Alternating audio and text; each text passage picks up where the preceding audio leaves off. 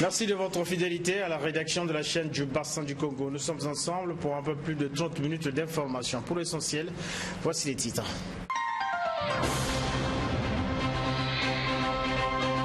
La chaîne de télévision panafricaine Africa News en proie à des difficultés serait mise en vente. Reconnus comme des grands producteurs, les habitants du district de Ngwala n'arrivent pas à écouler leur production vers le Congo. Et puis nous reviendrons sur la cérémonie d'échange de vœux au Conseil supérieur de la liberté et de la communication. Vous venez de le suivre en titre, le manque de voies de communication à Mbala, un district du département de la Songa, pousse ses habitants à exporter leur production vers le Cameroun, comme vous allez le voir dans ce reportage de Gingolo. Situé en pleine forêt équatoriale, le district de Ngwala et ses 19 villages dans le département de la Songa sont confrontés à plusieurs difficultés liées au manque de voies de communication. La route, facteur de développement, comme le dit l'adage, est presque inexistante dans cette localité.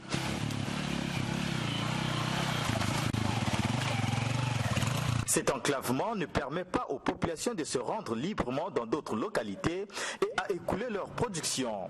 Les producteurs de cacao ont été abandonnés à eux-mêmes.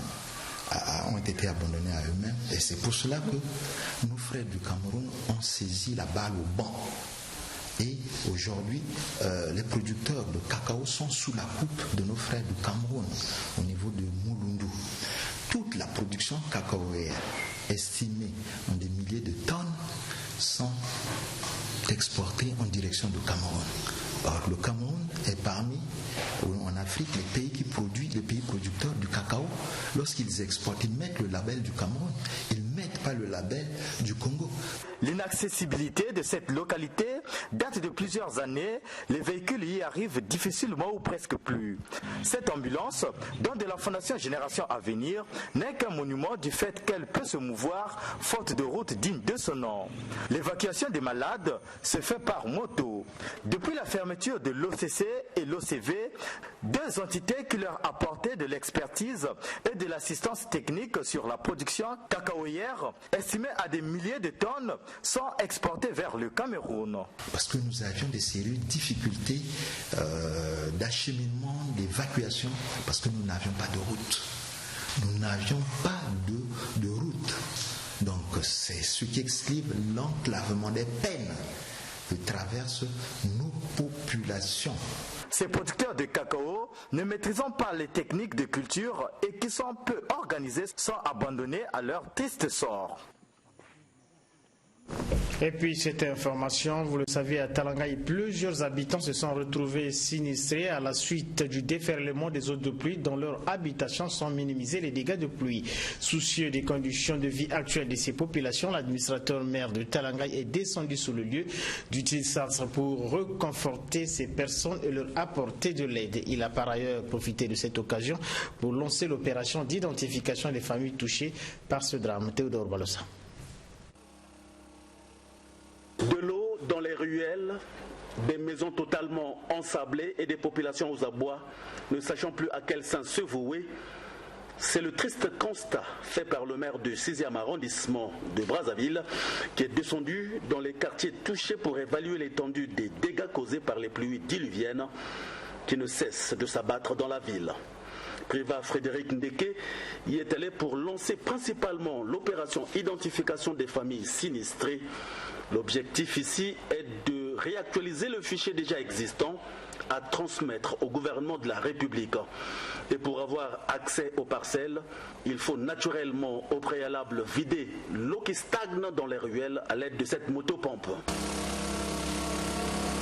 Des dégâts matériels considérables ont été enregistrés dans ces quartiers que les populations quittent du jour au jour, espérant trouver refuge ailleurs, soit chez les parents, soit pour les plus courageux prendre les risques d'aller louer dans les quartiers non touchés. Dans le lot des sinistrés, cet étudiant qui a forcé la pitié du maire Préva Frédéric Ndeke. Bon, comme tu es un étudiant, je vais t'encourager. Tu peux me voir lundi. Lundi à 12h. Okay. Tu cherches M. Clotaire. Tu dis que c'est moi l'étudiant que le maire avait appelé. Okay. Hein? On va d'abord trouver l'essentiel pour que tu reprennes tes cours et tu les photocopies pour les cours que tu as perdus. C'est bon, d'accord? Oui. 13 familles identifiées ont trouvé refuge à l'école primaire 18 mars. Le maire de Talangaï, qui n'y est pas allé de main morte, leur a apporté quelques kits et quelques vivres. Prévat Frédéric Ndeke en a également profité pour lancer un message à l'endroit des 10 sinistrés qui peuvent, selon lui, se réjouir d'être encore en vie. Ce qui était plus important, c'était la vie. Parce que le matériel passe. Mais si la vie passe, c'en est terminé pour un homme. Et comme ils sont en vie, ce que nous devrons nous faire à partir de cet instant, c'est de rendre leurs conditions de plus en plus humaines. Parce que là, ils ne sont plus dans les conditions vraiment humaines de vie. Qu'ils ne se découragent pas. A noter que 2 décès ont été déplorés à Talangaï à la suite de ces pluies diluviennes. Le premier est celui d'un jeune homme emporté par les eaux de pluie dans un collecteur. Et le second est celui d'un monsieur qui a été tué par l'écroulement d'un mur, nous a révélé le maire Prévat Frédéric Ndeke. Parlons toujours des conséquences de ces pluies diluviennes ici à Brazzaville. Un gros ravin au quartier 67 et toujours à Talangaï menace l'école primaire Volonté Populaire. D'ailleurs, 2 salles de classe ont déjà été touchées et l'école a été fermée aux grandes dames de 990 écoliers qui risquent de voir leur scolarité être perturbée. On retrouve une fois de plus Théodore Balosa.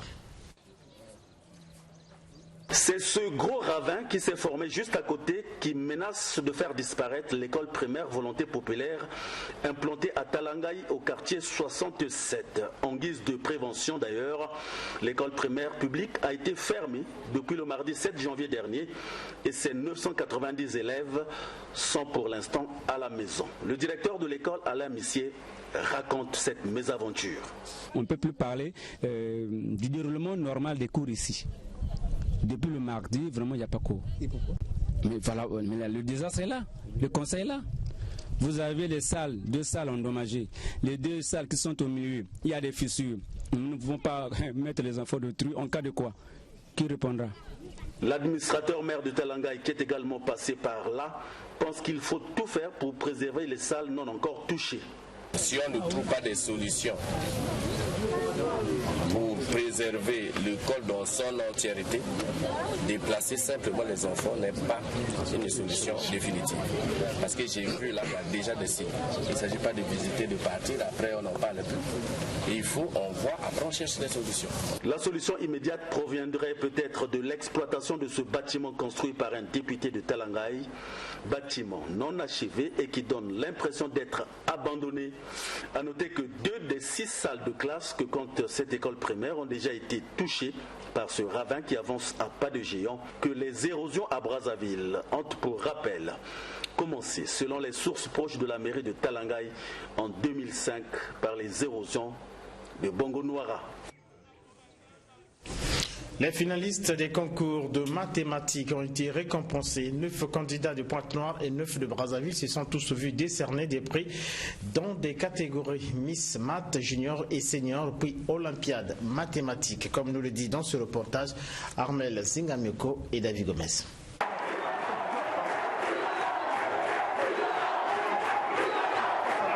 Lui, c'est Ibala de Mambundi dit, lauréat des Olympiades de mathématiques édition 2019. Ce jeune élève de première C au lycée Pierre Savorgnon de Brazzaville a damé le pion à ses aînés de terminale représentant les autres établissements avec une note de 17,25 sur 20. Dit prend avec modestie son triomphe malgré qu'il ne manque pas d'ambition. Peut-être devenu donc en mathématiques avoir le métier de professeur en mathématiques. À côté des Olympiades, catégorie reine de ces épreuves de mathématiques, les gagnants des concours Miss Math Junior et Senior ont été aussi récompensés. Kisambu Willington Elisa, élève en première au lycée Ngangue-Edouard, a remporté le prix Miss Math Senior. Et Watipo Gladicia Jennifer de l'école Lionel de Brazzaville toujours, a quant à elle été sacrée Miss Math Junior. Sur 18 finalistes représentant Brazzaville et Pointe-Noire, 9 sont montés au podium et 9 autres ont été recalés. Tous ont été néanmoins récompensés. Les Olympiades, c'est comme des sous-jardins. Où on gagne, où on apprend. Et on se prépare pour la prochaine compétition.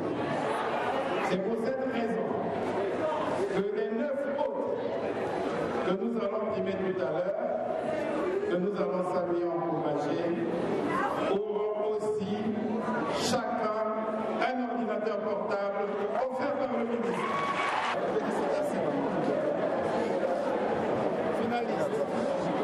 Le président de la Société mathématique du Congo est doyen de la faculté des sciences sur le niveau des candidats.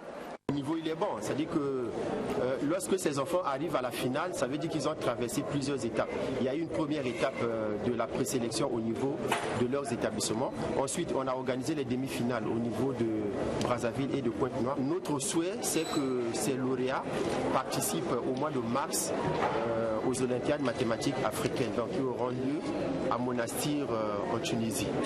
Donc nous lançons un appel aux sponsors s'ils peuvent soutenir ces enfants pour qu'ils puissent participer à ces Olympiades au niveau africain. Les premiers de chaque catégorie ont reçu chacun un ordinateur portable ou laptop, plus une enveloppe de 250 000 francs CFA.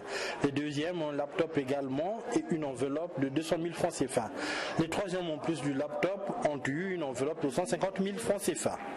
Les 9 finalistes déchus ont été aussi gratifiés de l'ordinateur portable et de 50 000 francs. Ces différents concours ont reçu l'appui de plusieurs sponsors, dont l'appui financier de la Société nationale des pétroles du Congo, SNPC, et de la société pétrolière Olive Energy. Quand je vois des jeunes filles, s'adonner aux mathématiques, en tout cas c'est une très bonne chose. Déjà nous sommes dans le domaine du pétrole, dans ce domaine-là c'est la science. Là ce que nous allons faire à court terme, c'est d'abord aider nos lauréats à participer à l'Olympiade qui va se tenir à Tunis en 2020. C'est d'abord ça, et puis le reste on verra au fur et à mesure. Ces épreuves finales se sont déroulées quelques heures avant à la grande bibliothèque universitaire de Brazzaville. Africa News, la chaîne de télévision panafricaine basée à Pointe-Noire, confrontée à d'énormes difficultés. À cet effet, le personnel de ce média a fait une communication portant sur la vente de cette chaîne. Ceci d'ailleurs après Assemblée Générale. Démontez Mavon. Africa News, branche africaine du groupe Euronews NBC, installée au Congo depuis 2016, connaît quelques problèmes dans les rapports tutelle et personnels. Ce lundi 13 janvier 2020, sur décision de l'Assemblée générale des agents de cette chaîne panafricaine, il a été relevé quelques points de discorde entre le personnel et le directoire. Une nébuleuse sur l'éventuelle vente de cet organe de presse. Voulant mettre au parfum les autorités de la République du Congo, la presse congolaise a été saisie pour ce point de presse. Il y a 6 mois environ, nous avons appris par voie de presse que la chaîne a été vendue par le principal actionnaire qui est Euronews NBC. Après cette fuite, le président du directoire, Michael Peters, a convoqué une réunion en visioconférence à l'effet de nous rassurer sur notre avenir. C'était au mois de juillet. Au mois d'octobre, face à la multiplication de nouvelles rumeurs et des articles de presse sur la suspension de la vente, nous avons saisi une nouvelle fois la direction d'Euronews pour savoir la vérité sur l'avenir de la chaîne. Toujours par conférence vidéo, le président du directoire nous a fait savoir clairement que l'opération des cessions était compromise et qu'en l'absence d'un nouveau repreneur, la chaîne était condamnée tout simplement à la fermeture. Nous soulignons que le siège d'Africa News SA-SU est à Pointe-Noire au Congo. Mais en fonction des références, il apparaît que la fermeture annoncée ne pourrait concerner que les activités du siège social que l'on requalifie dans les discours de bureau de Pointe-Noire. Pour l'instant, permettez-nous de ne pas nous étendre sur les raisons évoquées pour la fermeture annoncée et de taire les polémiques entretenues au cours des dernières semaines. Cette idée de fermeture d'Africa News est inconcevable selon les dires de l'Assemblée générale. Mais l'idée de la fermeture d'Africa News nous est insupportable. La chaîne a une valeur marchande sûre. en témoigne l'intérêt que lui portent des investisseurs, comme celui avec lequel Renews dit avoir conclu un préaccord de vente en juillet dernier. Africa News réunit en son sein quelques 60 employés, dont une majorité en CDI, de 12 nationalités africaines. La fermeture signifie une mise au chômage direct de tout ce personnel. La chaîne a connu une progression exponentielle entre sa mise à l'antenne et novembre 2019, ne serait-ce qu'en termes de sollicitation commerciale. De nombreux sacrifices ont été consentis au nom de la construction d'une institution médiatique panafricaine au cœur de l'Afrique.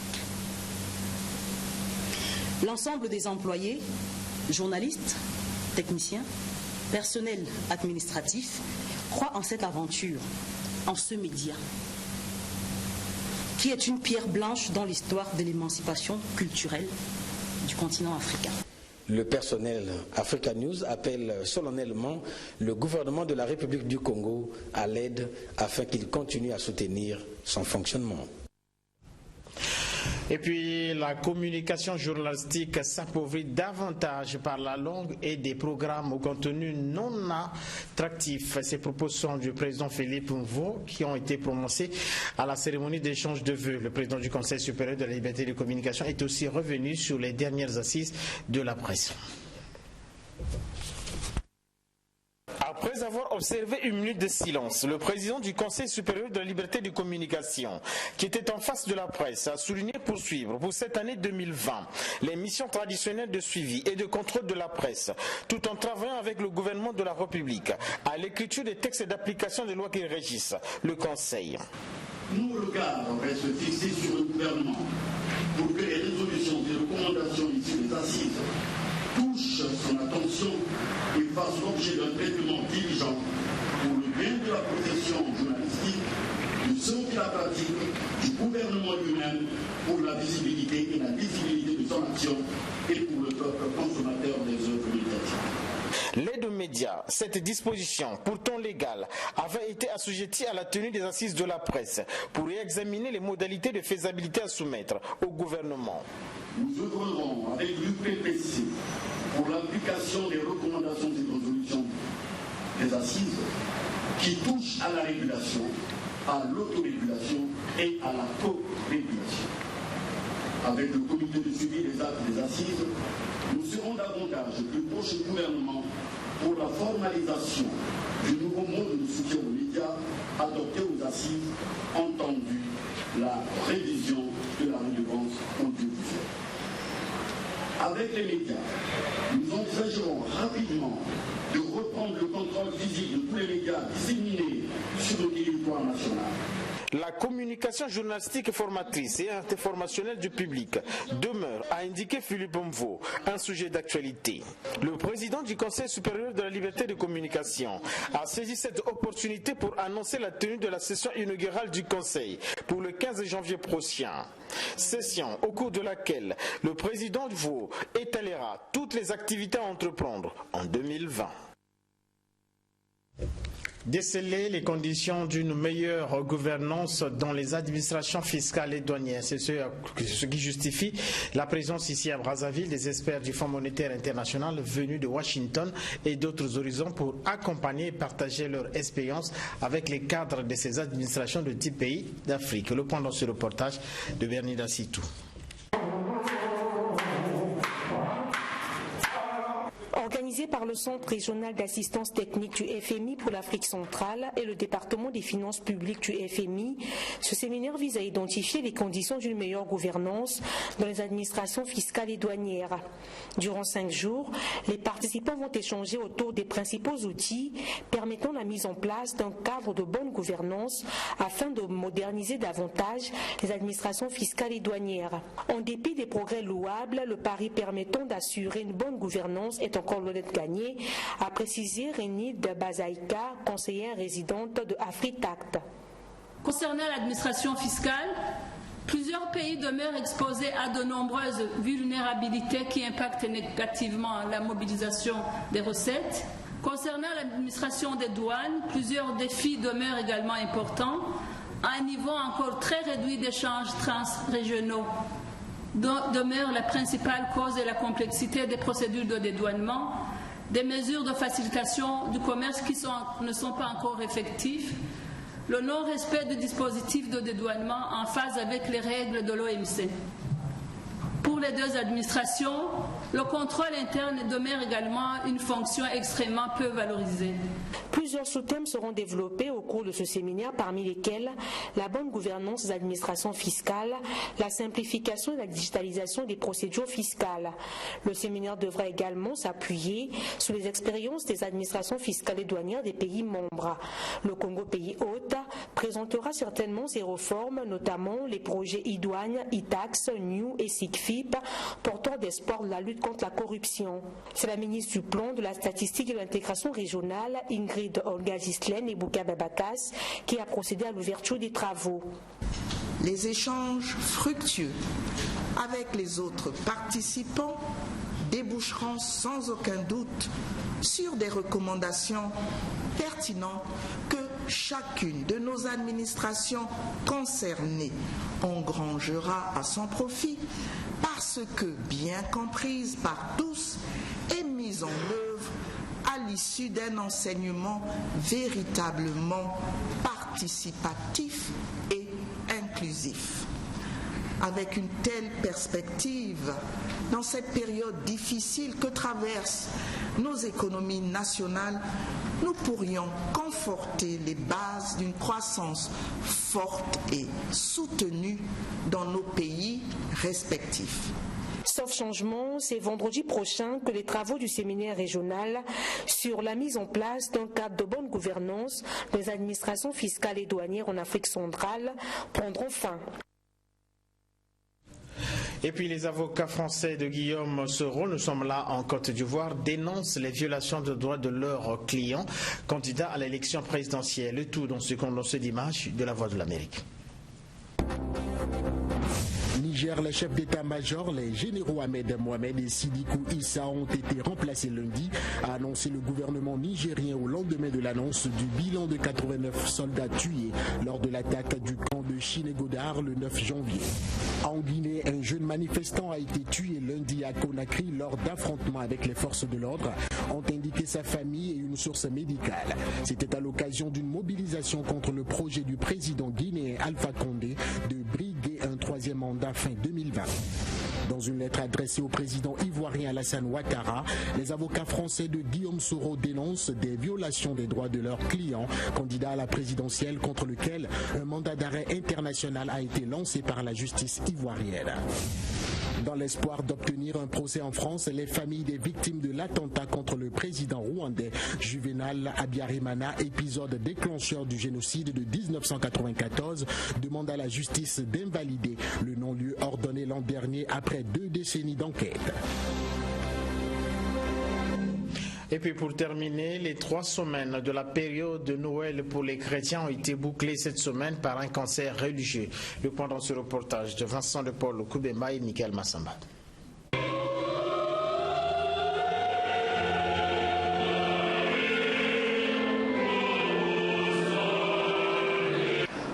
De la nuit du 24 au 25 décembre dernier, les 3 semaines durant la période de Noël ont été clôturées le 11 janvier dernier à la paroisse Sainte Rita de Mukondo. Le comité diocésain des chorales, CDC en sigle, a organisé un concert de chants religieux pour mieux méditer sur ce moment.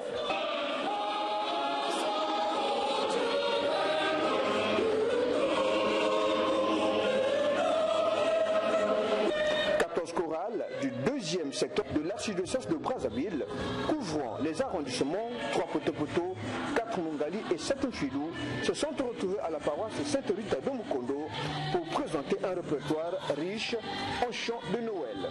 Tout ceci sous l'œil vigilant du coordinateur de la section, Damien Miakassissa.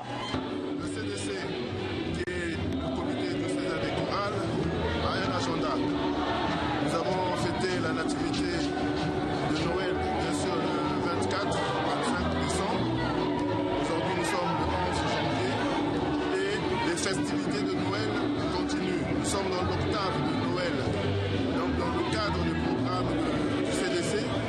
chaque secteur se doit d'organiser un concert de chant de Noël.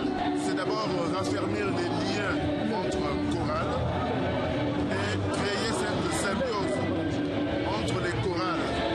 C'est vrai que nous ne sommes pas là pour une compétition, mais c'est la participation du cœur. C'est le cœur qui est mis en exergue aujourd'hui. Et donc c'est dans ces festivités que nous sommes aujourd'hui ici. C'est pas pour choisir la meilleure des chorales, mais c'est qu'ensemble les chorales chantent Noël. Pendant près de 4 heures, les chorales des différentes paroisses sont montées au podium pour glorifier le Seigneur.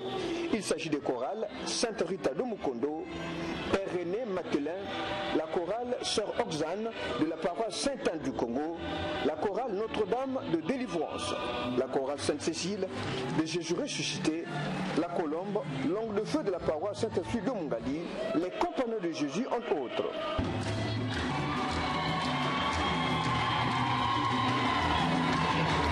Pour rappel, le comité diocésain des chorales avait organisé une édition similaire en 2019.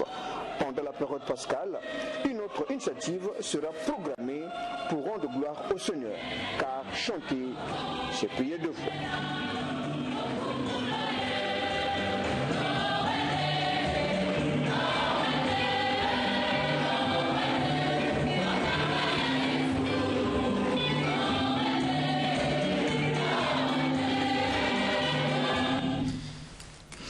Pour ceux qui nous ont pris en cours, retenez pour l'essentiel que les producteurs de cacao du district de Mbala dans le département de la Songhai éprouvent d'énormes difficultés à pouvoir faire écouler leurs produits au Congo. Nous avons également parlé dans ce journal de Africa News, la chaîne panafricaine de télévision basée à Pointe-Noire, menacée de fermeture. Merci d'avoir été avec nous. On se retrouve ce mardi pour un autre point de l'actualité du jour.